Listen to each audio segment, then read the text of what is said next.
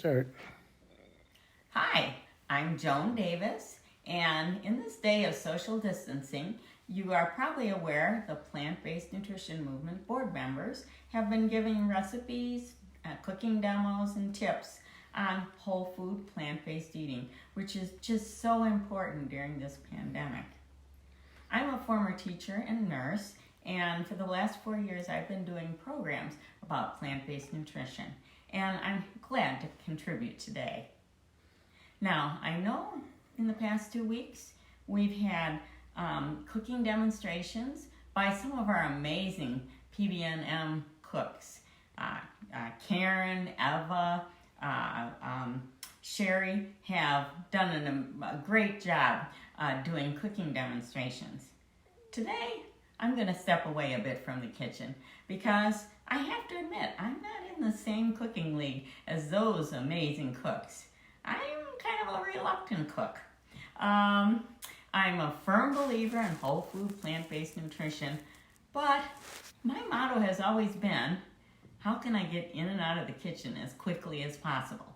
And I'm still doing that as a whole food, plant-based cook. So maybe if you can relate to that, if you're the type who, like me, kind of wants to minimize kitchen time, I hope you pay attention today, and I'm going to give you some tips, and I will go over one especially important tip for me so that I can get in and out of the kitchen quickly. But I know you may also have some questions about, well, is it all worth it? All that chopping and cutting and preparation, is it worth it? And some of you experienced cooks who are watching this may also sometimes have a lot of skeptics who say, I don't know if it's worth it. So today I'm going to give 6 questions that we often hear as plant-based eaters with some reassuring answers that yes, indeed, it is all worth it. Again, we will go in the kitchen, but just a little later. Let's talk about some tips, and we're going to start with protein. 2. The biggest question almost all of us face as plant-based eaters is, how do I get my protein? And I'd like to give you a demonstration. How do you get your protein? 2, let's start.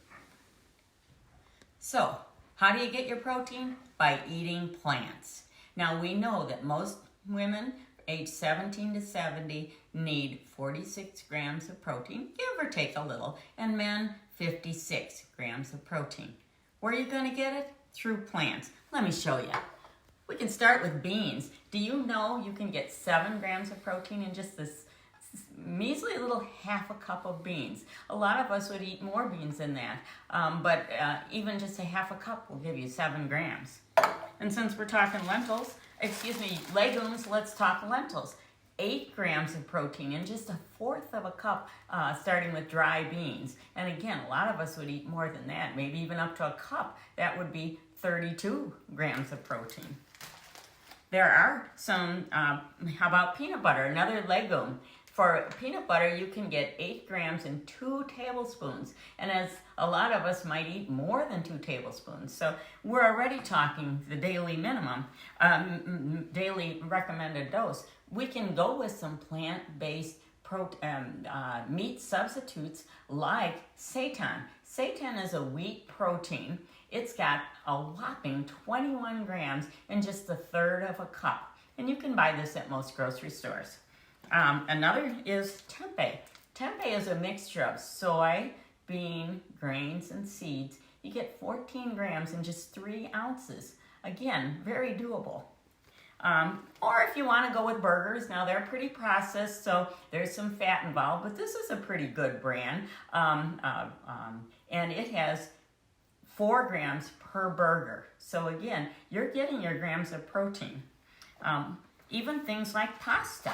This pasta is a combination of many kinds of grain, but it has 8 grams of protein in a 2-ounce serving. And as most of us know, we Americans like our pasta, and we're going to be eating more than 2 ounces. So again, you can really add up the protein with enriched grains. You could even do bread. Bread, if you get a good brand, you have to look at labels, but a good brand of bread like this one would give you 4 grams per slice. If you're going to have a sandwich and it's not an open-faced sandwich, you're going to get 8 grams right there. Hummus is another good source of protein. This is a very good brand because it's oil-free. You get 2 grams per 2 tablespoons. And again, if you're eating lots of vegetables, having a dip with vegetables, you're going to be eating more than 2 tablespoons of hummus. Since we're talking more soy, let's take a look at tofu. Tofu, 7 grams in just a fourth of a carton like this, which would be 3 ounces. So 7 grams right there. Now milk, you have to be a little careful with milk, plant-based milks. You're better off with soy milk.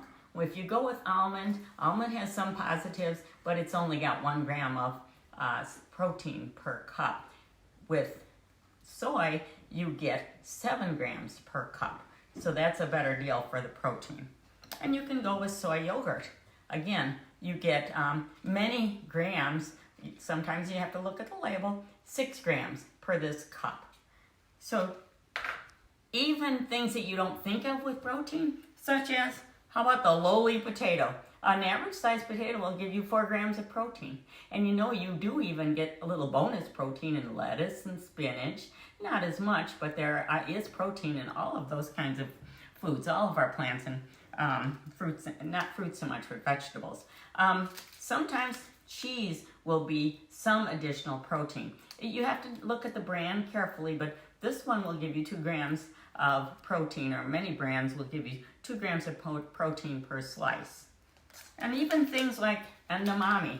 Now this is a roasted edamame, but as a snack, it's a powerful protein. You get 11 grams in just this tiny package. Now this might be a little hard to find. You can get it off the internet, but roasted edamame, or just have plain edamame, cook it up, you're gonna get lots of protein. So you can see, where do you get protein? You get it so easily from plants. The second question we are often asked is, will I get enough to eat? And we plant-based eaters sure don't want other plant-based eaters to go hungry, you or your family. To tell you the truth, you're going to get plenty to eat. You're probably going to be eating more than you ever did. I know that was true in my husband and my case. If you look at this graphic, I think it explains it well. If you eat 400 calories of oil, you see how full your stomach is? Not very full. It's hardly made a dent in contents. If you move it up and say, okay, I'm going to have chicken, again, your stomach isn't very full. It's more than with oil, but oil is such a concentrated source of calories that you're not going to be full because it's not very much. However, if you eat fruits and vegetables, beans and grains, 400 calories of vegetables, even just vegetables, totally fills up your stomach. So, bottom line is, you don't have to eat less. You're going to eat more. You just have to eat right. Start. Another question that are often asked is, will I only eat salads? Thinking in terms of leafy green salads. And the answer is a definite no. In fact, you're not going to be successful as a plant-based eater if you just eat leafy green salads. They are excellent for you, of course. We need all those nutrients in those leafy greens, but it will not fill you up. You need to eat additional foods like grains and starchy vegetables and all the nuts and seeds and fruits. So unless you're eating grain bowls for salads, you will not just be eating salads, not green salads. So another question we often get are, won't I have cravings? And I want to be honest with you. You may have some cravings initially, especially if you were eating a lot of processed, very highly sweetened foods, lots of fructose, lots of simple sugars, or if you were eating a lot of fat foods, foods that have a lot of fat, saturated fat. And quite frankly, that's the way most Americans eat. So if you suddenly decide, I want to go whole food, plant-based totally, you may feel like you're missing the sweet taste. You may miss the fat flavors in your mouth, that mouthfeel from fat.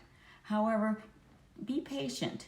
It will take a while, but you can retrain your taste buds. And there have been several studies showing that's definitely true for both the sweet and the fat taste. Let me give you an example. When we used to eat fat, when we were not so smart, we used to eat whole fat milk or drink whole fat milk. And then maybe we switched to 2% and then 1%, then maybe skim. And then we went back and had a taste maybe of a richer milk. It tasted kind of disgusting. It tasted so fat and too rich. And that's an example of changing your taste buds, retraining your taste buds. And you can do the same thing for fat and sweetness, so that if you give up all sugars, including artificial sugars, and then go back and have an apple or have another kind of fruit, it tastes amazingly sweet. What you've done is retrained your taste buds. So yes, you may have cravings. It may take 6 weeks, even up to 3 months for some people with cravings, but you can retrain your taste buds so you'll not always have those cravings. I'm gonna start. Another question that we're often asked is, won't my friends think I'm weird? And again, I'm going to be honest with you, some might. And I think it's important to recognize nutrition is a very personal thing. And if you start spouting out, especially on a holiday meal or a family gathering, about whole food, plant-based, and people aren't ready for it, or it becomes adversarial, they'll say you're weird. But if people come to you and honestly have questions, feel free to give them the information. Best source that I'm going to recommend, go to our plant-based nutrition. Go to our website, pbnm.org, www.pbnm.org, and go to the resources site or area, and you'll find tons of articles and helpful resources. If people are really interested in learning more, that's where to send them. Of course, there are lots of resources out there, but this is a good place to start. So yes, again, your friends might think you're initially weird. Make it about yourself. You can always say, well, I'm trying something new, seems to be working, it's working for me. And then if they are more interested, you can share with them the resources that we can share. Go. Now, I promised you we were going to go to salads. And again, my question is, am I going to be spending all my time in the kitchen? Remember, I'm the reluctant cook. I'm the one who wants to get in and out of the kitchen. So I wanted to share with you what I think is the most important tip, especially for making salads. Now, okay, we did make it to the kitchen. And by golly, I've been spending some time chopping. This takes about close to an hour to cut up a good 12 different kinds of vegetables. I don't know about you, but when I have a salad, I like lots of vegetables, lots of variety. So I've cut up all of these things, and I'll admit it takes a while to do that. But I've got my vegetables here, and now I want to share with you some very important tips, starting with the lettuce. Now, I have a salad spinner. Maybe you do too. If you have a salad spinner, it's a great way to get your lettuce good and dry, because that's the key. All your vegetables need to be very dry if you want a salad to last. Because the whole idea here is I'm going to make a huge batch of salad, enough to fill this whole container. Now, if you don't have a container like this, any big container will do. You can even use a big pot if you have one of those. But you put all the vegetables together to make your salad. Now, if you don't have a fancy spinner like this, a nice tray will work fine. Put your lettuce on a paper towel after you've washed it, and then dry it off with paper towels so it's good and dry. You can even set your lettuce out and get that started earlier in the day so it's good and dry when you're ready to go. Then cut up all your salad. Of course, you have nice clean hands to do this. And put your salad in this big bowl. And then, I won't take the time to do this, but start throwing in your vegetables, your cabbage, your broccoli, carrots, onions. I have a mixture of green and white onions, cauliflower. Peppers are always great because they add so much color. And cherry tomatoes. If you have regular tomatoes, you want to add those later. And then I'm going to sneak in some beans for extra protein. There's two that I will not put in, and that would be mushrooms and zucchini, because they don't last quite as long. So you're going to have to add these each time you have a salad. Just put these on the top. But there are all my ingredients. I'm putting them in this big pot and I'm going to fill this pot. And now you say, Joan, what are you going to do with that? Have the whole group over? Can't do that during social distancing. But what you can do is make yourself salads for every day, or maybe members of your family. Here's what you're going to do. Get a container that has an airtight lid. And what you if you don't have a container, a nice container like this, and you're going to need 6 or 7 of them because you're making salads for a week. Often when you go to restaurants, they'll give you, especially nowadays, carry-out containers that are very nice. They can be for salads or even entrees. If you find that they're airtight, save them, put the lid on it, put water in it, put the lid on it, turn it upside down. If no water comes out, you can use it to make your salads. And then you'll have plenty of containers. Okay, so let's say I've made a salad. Now this is more like a child-sized salad. I like my salads huge, more mixing bowl style, but find a good container for the size salad you want. And then before you put the lid on it, here's the trick. Remember, all these vegetables are very dry. Put a paper towel, put it on top of your salad, put that nice airtight lid on. And then what you're gonna do is turn it upside down and put it in the refrigerator. And that way, if there is any leftover moisture, it'll be collected in the paper towel. And even midweek, you can go in and change these paper towels. If it got damp, put a fresh one. And that'll keep your salad for a good 6 to 7 days. Try it, you'll be amazed. You'll have wonderful salads. And again, you aren't spending your whole life in the kitchen. You are in and out of the kitchen, and yet you have wonderful, very complex salads.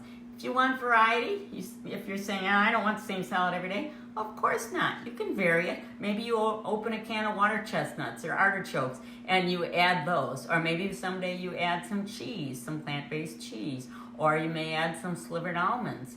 Of course, your dressings. Hopefully you have healthy, fat-free dressings that you can add, or low-fat dressings that you can add. Even better if you make it yourself. But today we just want to focus on one quick way to get in and out of the kitchen and yet be whole food plant-based. I hope you've enjoyed this program. There will be many other programs coming up.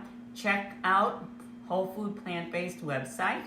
And again, www.pbnm.org for upcoming programs. Go ahead and eat healthfully and don't spend all your time in the kitchen unless you love doing that. Goodbye now.